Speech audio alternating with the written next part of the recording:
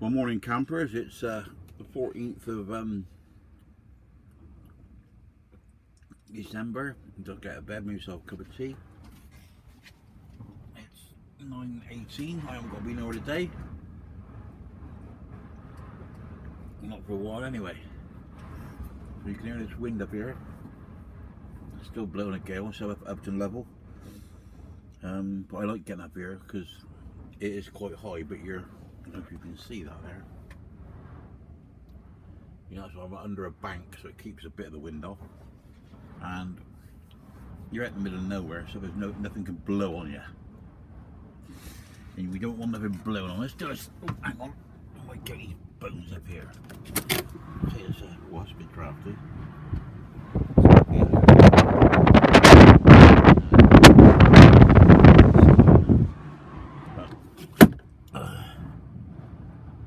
Yeah. So anyway, so we go back down the shallow end then now. Go back down the deep end. Oh, get back in the bloody bed. Yeah, it's alright, I ain't got much to report or to tell you. I don't know if you could look at this side. I mean, it's almost the same as it is every bloody time I show you outside.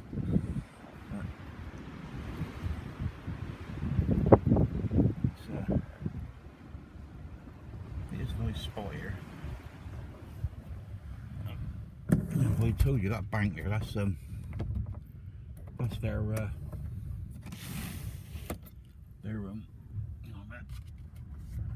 a bit of light in here. That's their water tank for the farm. Apparently down the other side of the road, down the main road, there's a borehole.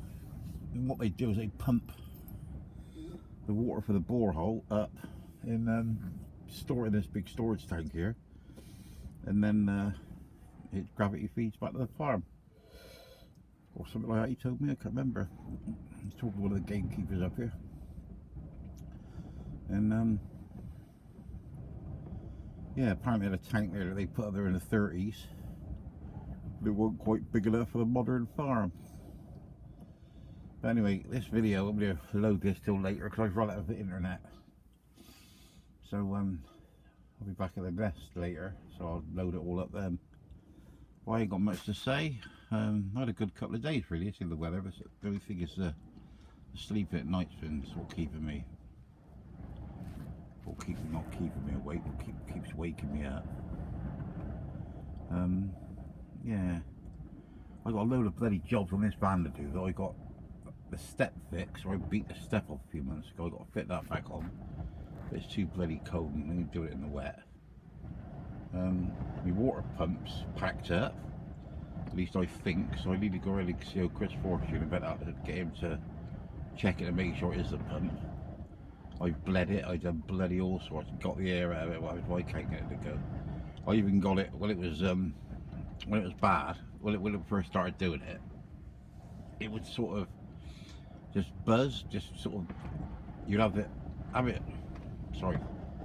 electric of the pump switched on, you'd use the water and it'd go blop blop blop blop sort of thing like that, then fire the water out, the water run properly.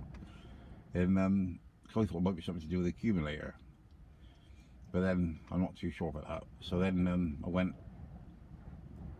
then it would work, and then you'd be led here or sat here of an evening, and then suddenly it'd just go bzzz, and then the pump would start, but there weren't no water on. So I took then for about a year and a half to switch in every time I use the water to switch the pump off, and then it's just gradually got worse and worse. But then with the sink, I mean, I could for about a month I was opening the water up, putting my mouth over the tap and sucking it like you would like if you're siphoning petrol or siphoning diesel, something like that, and that would get it to work, but it don't work at all now. So I got bowls of water.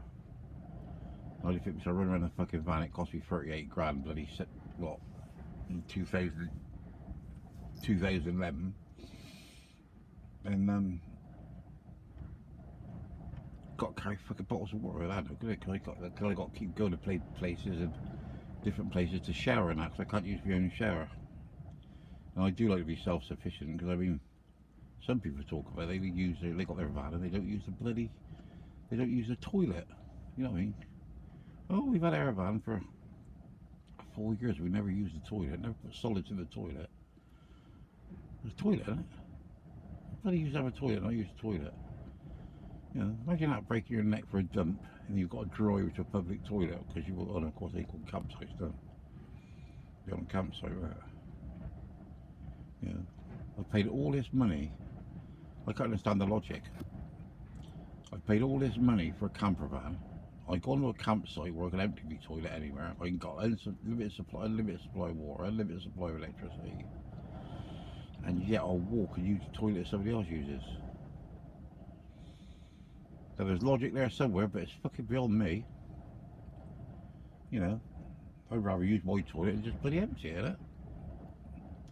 Mind you, I'm bloody old school, really, because I mean, I lived, our gran and granddad brought, well, our gran brought me up, because our granddad died when I was 15. But I mean, I never lived in a house with a bathroom or an inside toilet till I was 28. So maybe it don't seem so harsh to me. But yeah.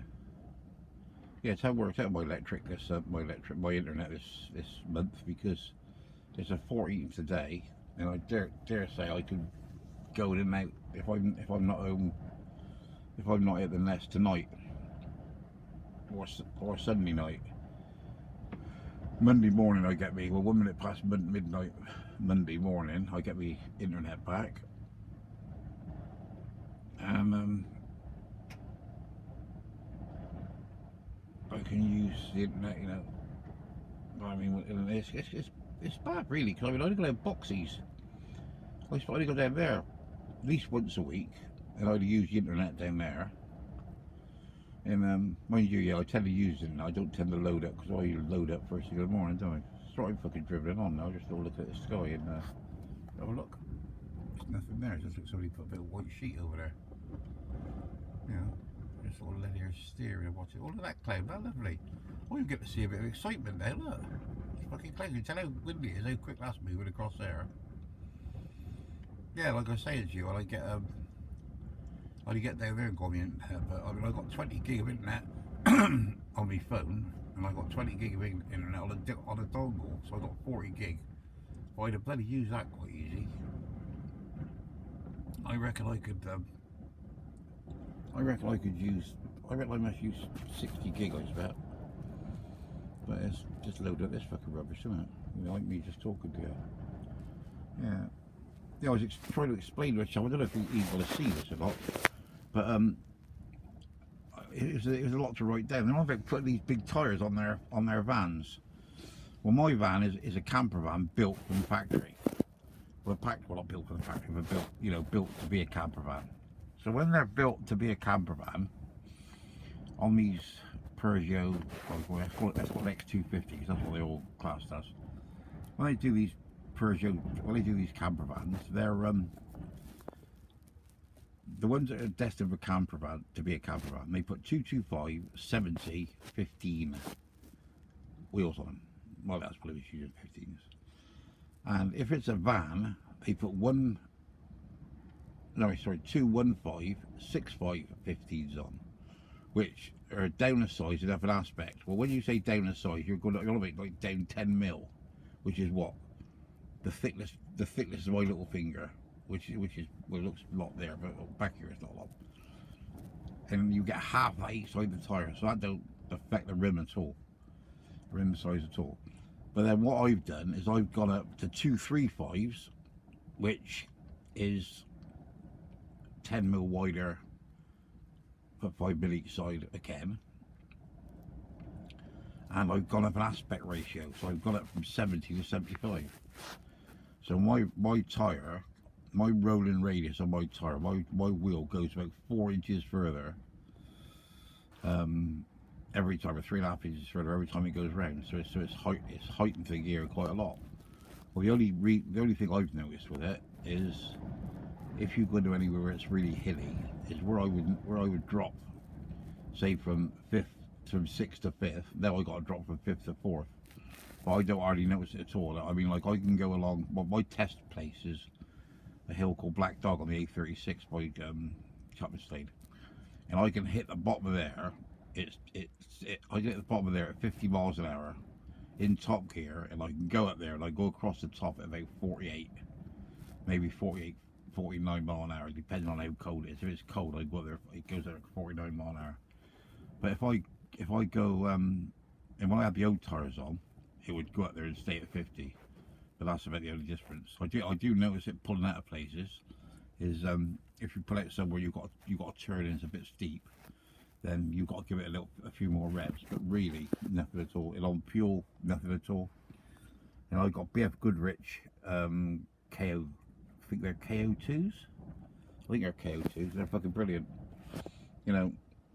Yeah, I do notice the aspect ratio a little bit lower. They do sort of float about on the tire a little bit more, but then they're a section bigger, aren't they? So I think if it gives you, I think you're half inch higher from the centre, because it raises the suspension, it raises the van, I think nearly half an inch, which is, I don't fucking know, 12.5 mil, 15 mil.